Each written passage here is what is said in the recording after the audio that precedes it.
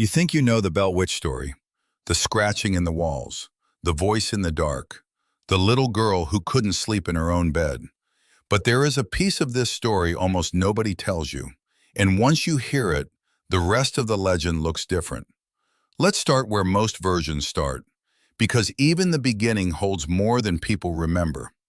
In 1817, in a small farming settlement that is now the town of Adams, Tennessee, a family named the Bells began hearing sounds they couldn't explain.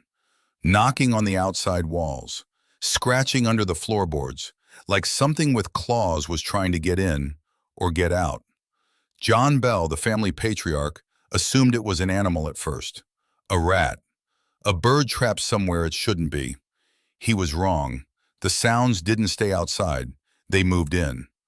Within weeks, something invisible was yanking the blankets off the children's beds at night. Something was pulling their hair while they lay frozen, too scared to move. One daughter took the worst of it. Her name was Betsy Bell, and whatever this thing was, it seemed to have chosen her specifically. Her hair was pulled so hard it left her scalp raw. Her face was slapped by hands no one could see. Here's the detail most retellings skip entirely. The family didn't tell anyone at first. For weeks, they kept it inside the house, hoping it would simply stop. It didn't. Eventually, a trusted neighbor was let in on the secret. That neighbor told someone else. Within months, word had spread through the entire county. People started showing up. Farmers, preachers, curious neighbors, all of them sitting in the dark, waiting to hear it for themselves. And this is where the story stops being a typical haunting, because the entity didn't stay quiet for its audience.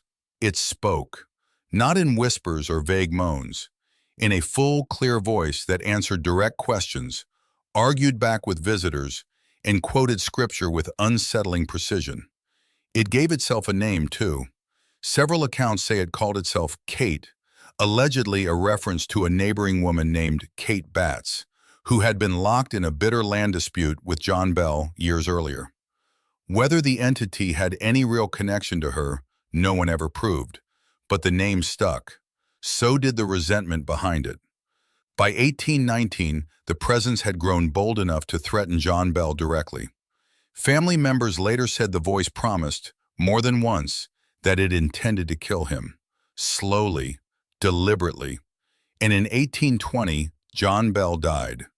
Those close to the family described a strange, dark liquid found near his body afterward, and claimed the entity's voice was heard laughing in the house, openly taking credit for what had happened. Does that unsettle you a little? It should, because unlike most ghost stories that drift through generations as vague campfire tales, this one has something rare behind it. A written account, recorded by someone who lived through it. Richard Williams Bell, one of John Bell's own sons, documented the events from inside the house while they were still happening. Decades later, in 1894, a writer named M.V. Ingram compiled those first-hand family records into a book called An Authenticated History of the Bell Witch. It remains one of the only widely cited poltergeist cases in American folklore, with contemporaneous written testimony from the family itself. Not just second-hand stories stitched together long after the fact. That distinction matters more than it sounds like it should. Most legends like this one exist because a story got told and retold until nobody could trace it back to a single source. This one has a paper trail, a family who tried, in real time, to write down what was happening to them. So what caused it? Skeptics have offered a range of explanations over the decades. Some point to Betsy Bell herself, noting that many documented poltergeist cases cluster around adolescents under intense emotional strain, and that unexplained disturbances in a household have historically, fairly or not, been linked to the psychological pressure of a young person nearby. Betsy was reportedly under exactly that kind of pressure. She was engaged to a young man named Joshua Gardner, an engagement the entity relentlessly tormented and opposed, one that eventually collapsed under the strain. Others have leaned toward a more grounded explanation, a sustained, elaborate hoax, a family conspiracy stretched across years, convincing enough to fool dozens of unrelated visitors who all claim to hear the same voice. It's a theory that gets harder to hold on to the longer you sit with how many outside witnesses were involved and how consistent their accounts stayed over time. There's one more detail people love to repeat about this case, even though historians still argue about how much of it is true. According to local legend, a military hero who would later become president of the United States traveled through the property specifically to witness the phenomenon for himself, and reportedly left unsettled by what he experienced. Whether that visit actually happened the way the story claims is disputed, but it tells you something about how far this legend had already spread while the Bell family was still living inside it. And then there's the detail that turns this from a ghost story into something stranger. According to family tradition, before the presence finally left the Bell household, it made a promise. It said it would return in 7 years.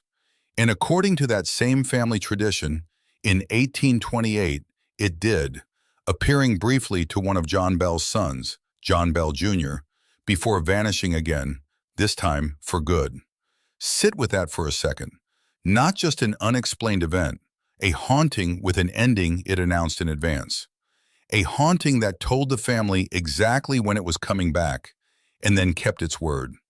The land where the Bell farm once stood is still there today, just outside Adams, Tennessee. A cave on the property, now known locally as the Bell Witch Cave, still draws visitors every year, people hoping to feel some residue of whatever happened on that land 2 centuries ago. Here's what stays with you long after the story ends. Most hauntings fade into vague, secondhand folklore within a generation or two. Names blur, details shift with every retelling until nobody can say what actually happened first. But this case comes with a documented family record, a specific timeline, named individuals, and a location you can still walk today. That combination is rare. It's part of why this particular case still gets cited, studied, and picked apart more than 200 years later. Maybe it really was a vengeful spirit with a grudge over land and pride. Maybe it was a family under enormous strain, a young girl caring more than anyone around her understood, and a community eager to believe something extraordinary was happening in their midst. Maybe it was something smaller than the legend, inflated slowly over 2 centuries of retelling into something far bigger than it started as.